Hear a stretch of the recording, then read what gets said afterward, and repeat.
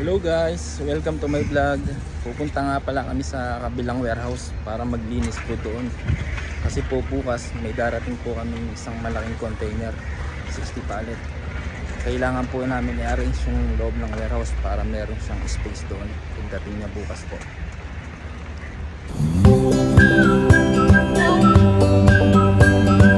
Guys, nandito na nga pala ako sa loob ng warehouse namin. Yan po yung mga material ko. Pumps material Grand Post. Bukas ganyang material din po yung darating, 60 pallet po.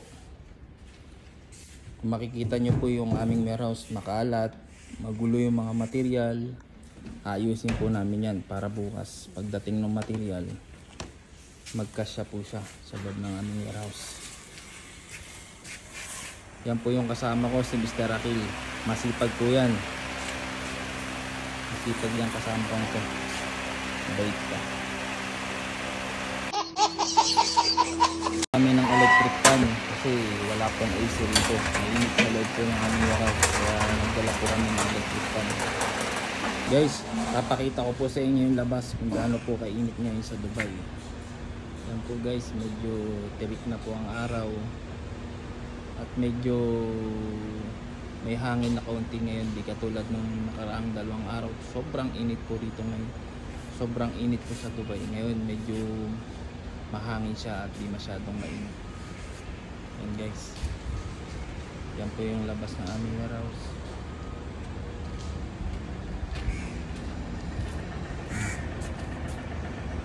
So guys. Guys, papasok na po tayo ulit sa loob. Kasama ko po, di bali naayos niya po yung isang paletang material, ilalagay niya po sa location. So po nakalagay po sa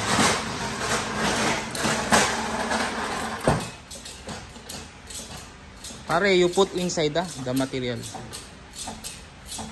The location of material is SFA04. Po kasama ko, ilalagay niya po yung isang paleta sa location. Guys, pasok tayo sa isang warehouse namin. Ito yung store 2. Kung makikita nyo guys, ang dami naming material ngayon sa loob. Kasi sunod po ang aming shipment ng mga pumps Grand Post brand. Ayan o.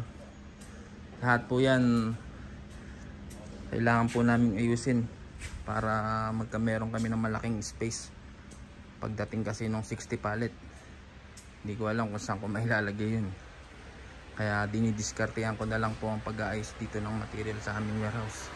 Kada may shipment na darating po. Yan, mga gloves, safety gloves, mga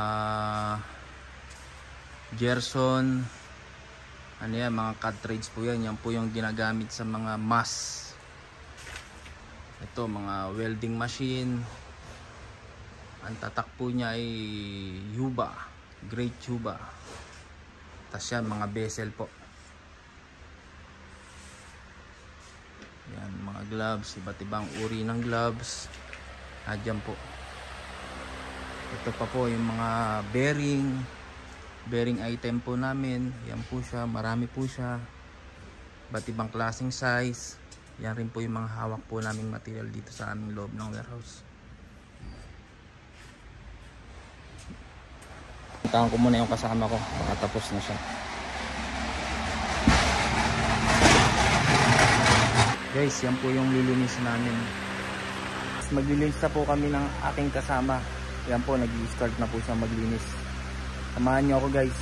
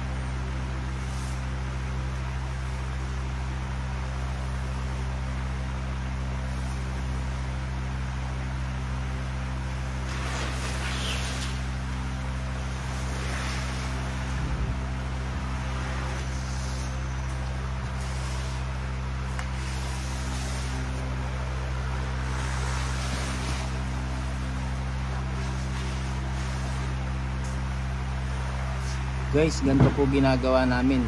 Kada may shipment kami darating sa warehouse, naglilinis po kami lagi sa aming warehouse.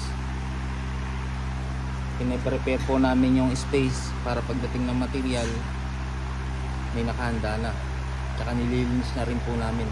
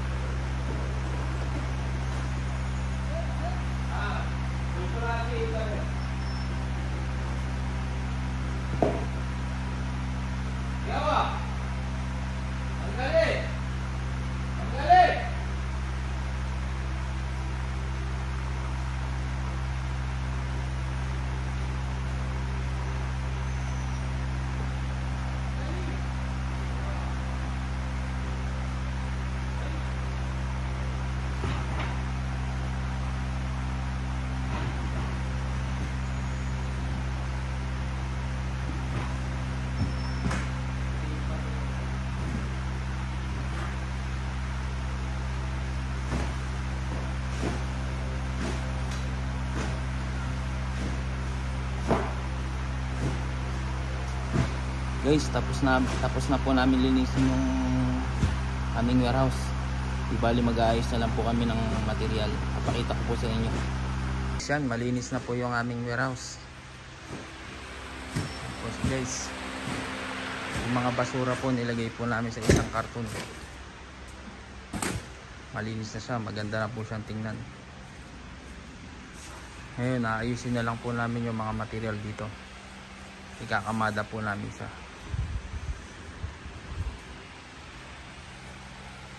Katulad nito, ilang box na lang, isang paleta niya. Di bali, ayusin po namin yung kamada niyan para po malagyan pa rin po namin ng ibang material pa.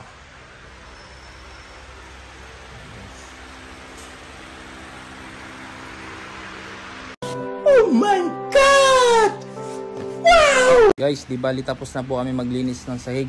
Di bali ayusin na lang po namin yung material. Kada paleta kakamadahin po namin, tas ayusin po namin para po makompress po lahat ng material sa warehouse. Mamaya na lang guys, papakita ko po sa inyo pag natapos na po namin gawin itong pag-aayos sa aming warehouse. Guys, update ko lang po kayo sa aming ginagawa kanina pa sa paglilinis sa aming warehouse at pag-aayos ng espasyo para sa aming warehouse. Ito guys, papakita ko po sa inyo. Yan guys, matatapos na po kami maglinis at ayusin ang aming loob ng warehouse. Kino-compress po lahat namin ang lahat ng aming material sa loob ng warehouse. Dito po guys, tapos na po kami maglinis. Nalinis na po ng kasama ko. Inayos na po namin lahat ng material. Yan guys.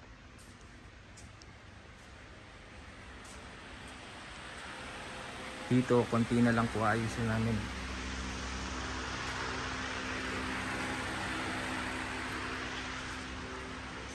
Yan po guys. Guys, nakatapos na po kami paglilinis ng aming warehouse. Marami na pong space para sa darating bagong material namin bukas po. Guys, papakita ko po sa inyo ang ginawa po naming trabaho. Oh my God! Wow! Guys, yan po. Inayos na po namin ang aming material. Kung makikita nyo po, nakahanay po siya maigi. Tapos po, yan po. Binakanti na po namin tong space na to. Para po pagdating ng material, diyan po namin sasalpak agad. Ibali isang linya niyan, dalawang paleta. Ayan, nilinis pa po ng kasama ko yung konting dumi. Ayan guys, ang ayos na po ang loob ng aming warehouse.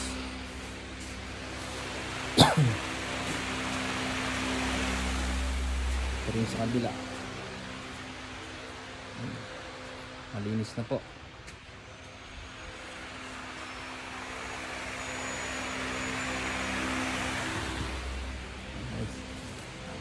Tapos na po kami guys. Guys, maraming salamat po sa inyong pagpanood.